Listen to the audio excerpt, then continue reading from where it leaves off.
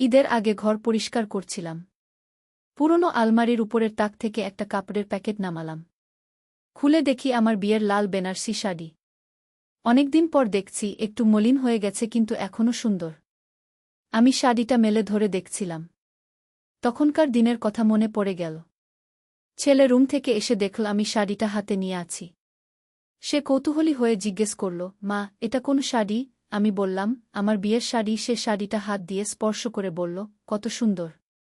তুমি এটা পরে কত সুন্দর লেগেছিলে। আমি বললাম, এখন আর পরার বয়স নেই। সে তাড়াতাড়ি বলল, কেন নেই? তুমি এখনও সুন্দর। আমি হেসে বললাম, এই বয়সে কে বিয়ের শাড়ি পরে? সে শাড়িটা আমার কাঁধে তুলে ধরে বলল, মা, তুমি এই শাড়ি পরো। আমি বললাম, কেন? সে গম্ভীর হয়ে বলল, তুমি এই শাড়ি পরে আমার সাথে বিয়ে করো। আমি তোমাকে আমার বউ বানাতে চাই। আমার হাত থেকে শাড়িটা পড়ে গেল। সে আরও বলল, মা, আমি তোমাকে ভালোবাসি। এই শাড়িতে তুমি আবার নতুন করে সাজো। আমার জন্য লাল রঙের শাড়িটা মেঝেতে ছড়িয়ে পড়েছিল। আমার মনও তেমনি ছড়িয়ে ছিটিয়ে গেলগু। এই গল্পটি সম্পূর্ণ শুনলে আপনাদের পানি অটোমেটিক বের হয়ে যাবে, সো যত দ্রুত সম্ভব হাতের কাছে টিস্যু নিয়ে বসে পড়ো। বিছানার চাদর যেন নষ্ট না হয় সেটা সম্পূর্ণ খেয়াল রাখার অনুরোধ জানিয়ে গল্পটি এখন শুরু করব। তার আগে সর্বশেষ অনুরোধ, দয়া করে এমন পানি বের করার গল্প নিয়মিত শুনতে আমাদের চ্যানেলটি সকলেই সাবস্ক্রাইব করুন। ধন্যবাদ। হ্যালো বন্ধুরা, আমার নাম তানিয়া খান। আমার বয়স 40 বছর। আমার স্বামীর নাম রিফাত খান, বয়স 43 বছর। আমাদের 2 সন্তান, আদিব আর রিমা। আদিব 18 বছর বয়সী, কলেজে পড়ে। রিমা 10 বছর বয়সী, স্কুলে যায়। ঘটনাটা শুরু হলো গত মাসে। আমার স্বামী রিফাত অফিসের কাজে চট্টগ্রাম গিয়েছিল 15 দিনের জন্য।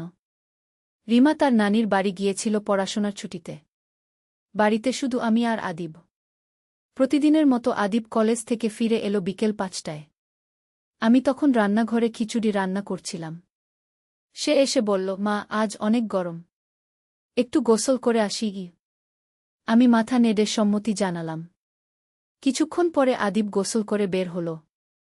ঘটনাক্রমে তার তোয়ালেটা ভেজা হয়ে গিয়েছিল। সে এসে বলল, মা, তোয়ালেটা ভেজা, আরেকটা দিবে? আমি রান্নায় ব্যস্ত থাকায় বললাম, আমার ঘরের আলমারি থেকে নিয়ে নাও। আদিব আমার ঘরে গেল। আলমারি খুলতে গিয়ে সে ওই লাল বেনারসি শাড়িটা দেখতে পেল। কৌতূহলী হয়ে সে শাড়িটা বের করে এনে রান্নাঘরে এলো। মা, এই সুন্দর শাড়িটা কোথায় পেলে? সে জিজ্ঞেস করল। আমি হাতের কাজ বন্ধ করে তাকালাম। এটা আমার বিয়ের শাড়ি বাবা। অনেক পুরনো। আমি একটু লজ্জিত হয়ে বললাম। আদিব শাড়িটা হাতে নিয়ে আরও ভালোভাবে দেখতে লাগল। কি সুন্দর কাজ! এটা পরে তুমি নিশ্চয়ই অনেক সুন্দর লেগেছিলে। কি সে প্রশংসা করল। আমি একটু হেসে বললাম, সেকালের কথা। এখন আর এসব পরার বয়স নেই। আদিব হঠাৎ গম্ভীর হয়ে গেল। কেন নেই মা? তুমি এখনও অনেক সুন্দর। এই শাড়িটা পরে দেখো না আগে। আমি অবাক হয়ে বললাম, কেন পরব? কোথাও যাওয়ার আছে নাকি? আদিব শাড়িটা আমার দিকে এগিয়ে দিয়ে বলল, শুধু দেখার জন্য। আমার কৌতূহল হচ্ছে তুমি এটা পরে কেমন দেখাবে গু। আমি মাথা নেড়ে বললাম, না বাবা, এখন না, রান্না শেষ করি আগে গু। কিন্তু আদিব বারবার জেদ করতে লাগল। প্লিজ মা, একবার পরে দেখাও না, আমার খুব ইচ্ছা করছে গু। তার জেদে আমি শেষ পর্যন্ত রাজি হলাম। ঠিক আছে, রান্না শেষ করে পরে দেখাবো। খিচুড়ি রান্না শেষ করে আমি ঘরে গেলাম। শাড়িটা হাতে নিয়ে দেখি একটু ধুলো লেগেছে। আমি হালকা ঝেড়ে নিলাম। তারপর শাড়িটা পরলাম। আয়নার সামনে দাঁড়িয়ে নিজেকে দেখে আমি নিজেই অবাক হলাম। সত্যি অনেক সুন্দর লাগছে। যদিও বয়স হয়েছে, তবু শাড়িটা পরে আমার চেহারায় একটা আলাদা তেজ এসেছে। আমি বসার রুমে এলাম। আদিব সোফায় বসে টিভি দেখছিল। আমাকে দেখে তার চোখ বিস্ফারিত হয়ে গেল। ওয়াও মা, তুমি দেখতে অসাধারণ লাগছ। ও সে উঠে দাঁড়িয়ে বলল। আমি একটু লজ্জা পেয়ে বললাম, এখন খুশি তো? আদিব আমার চারপাশে ঘুরে ঘুরে দেখতে লাগল। মা, তুমি সত্যিই খুব সুন্দর। বাবা কত ভাগ্যবান ছিল ও। তারপর হঠাৎ সে একটা অদ্ভুত কথা বলল। মা, তুমি যদি আবার বিয়ে করো তাহলে কি হবে? আমি হেসে বললাম, পাগল হয়েছিস নাকি? এই বয়সে কে বিয়ে করবে? আদিব গম্ভীর হয়ে বলল, আমি করব ও। আমি ভাবলাম সে মজা করছে। হ্যাঁ হ্যাঁ, তুই তো আমার ছেলে গু। কিন্তু আদিব আরও গম্ভীর হয়ে বলল, না মা, আমি সিরিয়াস। তুমি এই শাড়ি পরে আমার সাথে বিয়ে করোগ। আমার মাথায় যেন বাজ পড়ল। তুই কি বলছিস আদিব? সে আমার হাত ধরে বলল, মা, আমি তোমাকে ভালোবাসি। শুধু মা হিসেবে না, একজন নারী হিসেবেও। আমার হাত কেঁপে উঠল। শাড়ির আঁচল আমার হাত থেকে পড়ে গেল। আদিব, তুই কি বলছিস? তুই আমার ছেলে। কিন্তু আদিব আমাকে ছাড়ল না। মা, আমি জানি এটা অদ্ভুত শোনাচ্ছে। কিন্তু আমার মন বলছে তুমি শুধু আমার মা নও, তুমি আমার জীবনসাথী গো। আমি পিছিয়ে গেলাম। আদিব, তুই কি বলছিস? এসব কি ভাবনা তোর মাথায়? আদিব আমার কাছে এসে বলল, মা, আমি রাতে ঘুমাতে পারি না। তোমার কথা ভাবি। তোমার হাসি, তোমার কথা, সব কিছু গু। আমার মনে হলো পৃথিবী ঘুরছে। আদিব, তুই কি করছিস? আমি তোর মা। কিন্তু আদিব থামল না। সে আমার কাঁধে হাত রেখে বলল, মা, তুমি এই শাড়িতে অপূর্ব লাগছ। আমি চাই তুমি আমার জন্য সাজগু। আমি তার হাত সরিয়ে দিয়ে বললাম, আদিব, তুই পাগল হয়ে গেছিস? এসব কি আবদার? আদিব আমার 2 হাত ধরে বলল, মা, আমি তোমাকে চাই। তুমি আমার সাথে এই বাড়িতে থাকো, আমার স্ত্রী হয়ে গি। আমার মাথা ঝিমঝিম করছিল। এমন সময় হঠাৎ দরজায় কলিং বেল বাজল। আমি চমকে উঠলাম। আদিব মুখ শক্ত করে দরজার দিকে তাকাল। আমি তাড়াতাড়ি দরজা খুলতে গেলাম। দেখি আমার প্রতিবেশী শাহনাজ আপা। তিনি বললেন, তানিয়া, তোমার ফোন বন্ধ কেন? তোমার স্বামী আমার নাম্বারে ফোন দিয়েছে গি। আমি ঘাবড়ে গেলাম। কেন আপা? কিছু হয়েছে? শাহনাজ আপা বললেন, না, তিনি বলেছেন তোমার সাথে যোগাযোগ করতে পারছেন না। তোমাকে বলতে বলেছেন যেন তুমি তার ফোন রিটার্ন করো গে। আমি বুঝলাম আমার ফোনটা সাইলেন্ট মোডে ছিল। আমি শাহনাজ আপাকে ধন্যবাদ দিয়ে ভেতরে এলাম। আদিব তখনও বসার রুমেই দাঁড়িয়ে। আমি তার দিকে না তাকিয়ে সরাসরি ঘরে চলে গেলাম। আমি তাড়াতাড়ি শাড়িটা খুলে স্বাভাবিক কাপড় পরলাম। তারপর রিফাতের ফোন করলাম। তিনি বললেন, কি ব্যাপার তানিয়া? তোমার ফোনে পাচ্ছিলাম না গি। আমি বললাম, ফোনটা সাইলেন্টে ছিল। সব ঠিক আছে ইউ। রিফাত বললেন, আদিবের খোঁজ নিয়েছিলে? কলেজ থেকে ফিরেছে? আমি বললাম, হ্যাঁ, এসেছে। এখন রুমে গু। ফোন কেটে দিয়ে আমি ভাবলাম, কি হলো আজ? আদিব কেন এমন কথা বলল? এ তো আমার ছেলে। সে কিভাবে আমার সাথে এমন আচরণ করতে পারে? আমি ঘর থেকে বের হয়ে রান্নাঘরে গেলাম। আদিব তখনও বসার রুমে। আমি খাবার টেবিলে খাবার সাজালাম। তারপর আদিবকে ডাকলাম, আদিব, খেতে আয়। আদিব এসে খাবার টেবিলে বসল। কিন্তু আমার দিকে তাকাতে পারল না। আমিও তার দিকে তাকাতে পারছিলাম না। দুজনেই নীরব থেকে খাবার খেলাম। খাওয়ার শেষে আদিব উঠে গিয়ে বলল, মা, আমি রুমে যাচ্ছি গু। আমি মাথা নাড়লাম। আদিব রুমে চলে গেল। আমি খাবার গুছিয়ে রাখলাম। কিন্তু মন অশান্ত। বারবার আদিবের কথাগুলো মনে পড়ছিল। রাতে ঘুমাতে গিয়েও আমার ঘুম আসল না। আদিবের সেই কথাগুলো কানে বাজছিল। মা, আমি তোমাকে চাই। তুমি আমার স্ত্রী হও। পরদিন সকালে আদিব কলেজে যাওয়ার সময় আমার সাথে আমি বললাম, আদিব, তুই চলে যা। আমি তোর সাথে এসব কথা বলতে চাই না গি। আদিব বলল, মা, তুমি আমার কথা ভেবে দেখো। আমি তোমাকে সুখী করতে পারবো। আমি কান চেপে ধরলাম। এসব কি হচ্ছে? আমার ছেলে আমার সাথে এমন কথা বলছে। কিছুক্ষণ পর আদিব চলে গেল। আমি দরজা খুলে বের হলাম। দেখি সে তার রুমে গেছে। আমি ভাবলাম রিফাতকে এখনই ফোন করে সব বলে দিই। কিন্তু কিভাবে বলবো? কিভাবে বলবো যে আমার ছেলে আমার সাথে অস্বাভাবিক আচরণ করছে? সন্ধ্যায় রিমা স্কুল থেকে ফিরল। সে খুশি হয়ে বলল, মা, আজ স্কুলে আমার বন্ধুরা গুপ্তধনের গল্প শুনে অনেক উত্তেজিত হয়েছে গিউ। আমি বললাম, রিমা, তোর বন্ধুদের আর এসব বলিস না গি। রিমা বলল, কেন মা? এটা তো আমাদের গৌরবের ব্যাপার। আমি বললাম, না মা, এসব গোপন রাখাই ভালো। রিমা অবাক হয়ে বলল, তুমি কেন এমন বলছ? কাল তো বলিস নি গি। আমি কি বলবো বুঝলাম না। এই গুপ্তধনের কারণেই আদিবের মাথায় অদ্ভুত সব ভাবনা এসেছে। রাতে রিফাত অফিস থেকে ফিরলেন। তিনি খাবার খেয়ে আমাকে বললেন, তানিয়া, তুমি সকালে কি বলছিলে? আদিবের কি সমস্যা? আমি সাহস করে বললাম, রিফাত, আদিব। আদিব কিছু অস্বাভাবিক কথা বলেছে কি? রিফাত বললেন, কী রকম কথা? আমি ইতস্তত করে বললাম, সে বলেছে সে আমাকে ভালোবাসে গি। রিফাত হেসে বললেন, এতে অস্বাভাবিক কি? ছেলে মায়ের ভালোবাসবে না? আমি বললাম, না রিফাত, সেই অর্থে নয়। সে বলেছে সে আমাকে একজন নারী হিসেবে ভালোবাসে গি। রিফাতের হাসি মুখ থেকে মিলিয়ে গেল। কি বলছো তুমি? আমি কাঁদতে কাঁদতে বললাম, সে বলেছে আমি যেন তার সাথে বিয়ে করি। সে আমাকে তার স্ত্রী বানাতে চায়। রিফাত রাগে গড়গড় করে উঠলেন। কি? আদিব এসব কথা বলেছে? আমি মাথা নাড়লাম। রিফাত উঠে দাঁড়িয়ে বললেন, আদিবকে ডাকো। আমি বললাম, রিফাত, রাগ করো না। হয়তো সে বুঝতে পারছে না। কিন্তু রিফাত রাগে অগ্নিশর্মা হয়ে গেছেন। তিনি চিৎকার করে বললেন, আদিব, এখনই এসো। আদিব তার রুম থেকে এলো। রিফাত তাকে দেখেই বললেন, তুই তোর মায়ের সাথে কি ধরনের কথাবার্তা বলেছিস? আদিব কিছুক্ষণ চুপ থেকে বলল, আমি কিছু বলিনি গি। রিফাত রেগে বললেন, মিথ্যা কথা বলিস না। তোর মা সব বলেছে গি। আদিব আমার দিকে তাকাল। তার চোখে রাগ। রিফাত বললেন, তুই তোর মায়ের সাথে বিয়ে করার কথা বলেছিস? আদিব চুপ থাকল। রিফাত আরও রেগে গিয়ে বললেন, কথা বলো। তুই এসব কি ভাবনা মাথায় এনেছিস? আদিব অবশেষে বলল, বাবা, আমি মায়ের যত্ন নিতে চাই। রিফাত বললেন, যত্ন নেওয়ার মানে এই নয় যে তুই অস্বাভাবিক চিন্তাভাবনা করবি। আদিব বলল, আমি অস্বাভাবিক কিছু ভাবিনি। আমি শুধু মাকে খুশি রাখতে চাই। রিফাত চিৎকার করে বললেন, খুশি রাখার মানে বিয়ে করা নয়। তুই কি পাগল হয়ে গেছিস? আদিব রেগে বলল, আমি পাগল হইনি। আমি জানি আমি কি চাই। রিফাত থাপ্পড় মারতে গেলেন। কিন্তু আদিব পিছিয়ে গেল। আমি দুজনের মাঝখানে দাঁড়িয়ে বললাম, থামো। এভাবে ঝগড়া করে কিছু হবে না গি। রিফাত বললেন, তানিয়া, তুমি দেখছ না ওর মাথা খারাপ হয়ে গেছে? আদিব রেগে বলল, আমার মাথা খারাপ হয়নি।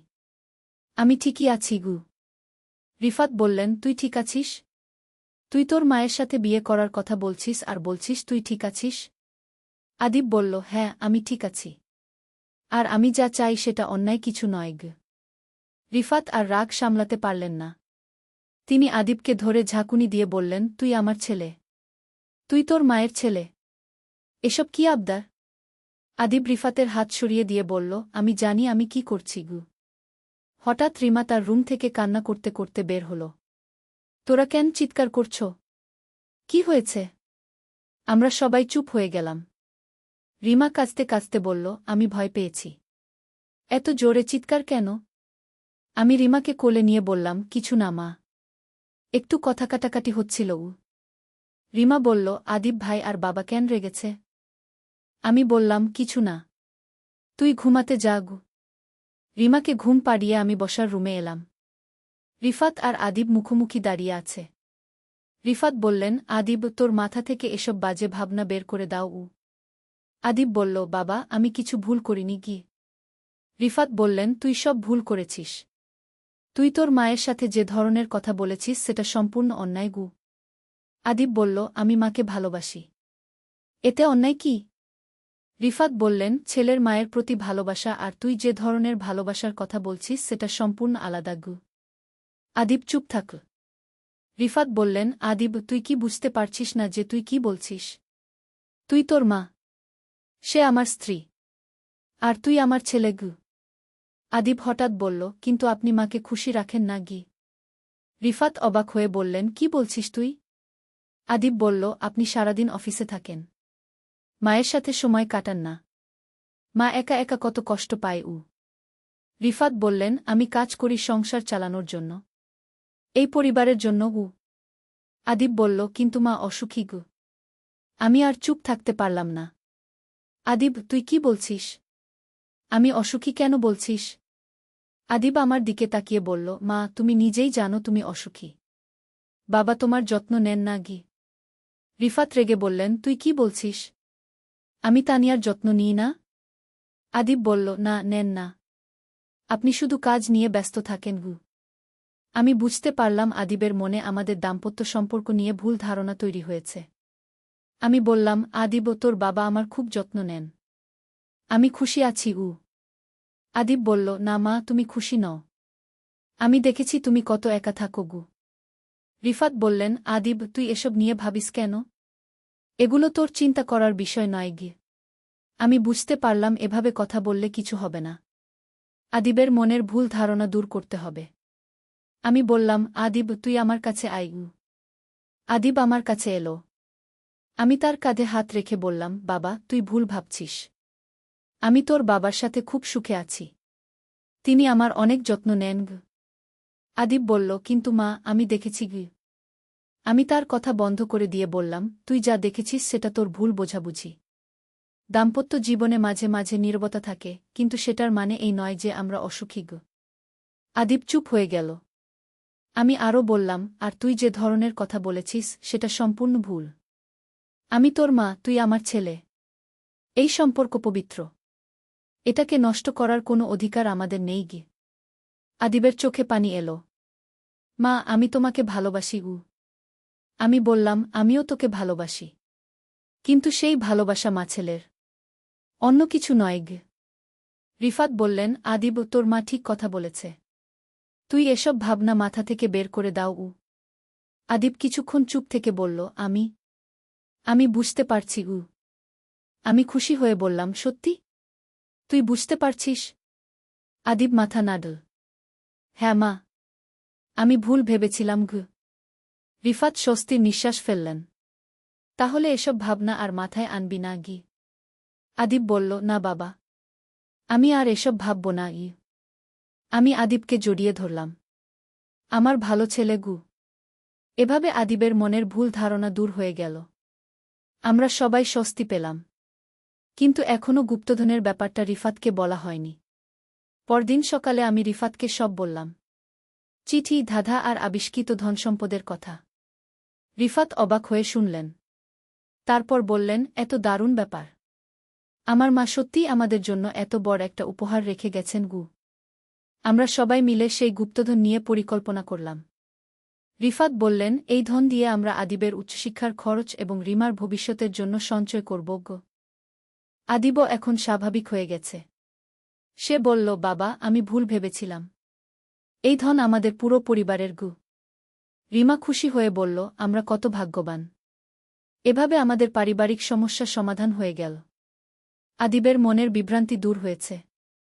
গুপ্তধন আবিষ্কারের ফলে আমাদের পরিবারের আর্থিক অবস্থাও ভালো হয়েছে। এখন আমরা সবাই মিলে একসাথে সুখে বসবাস করছি।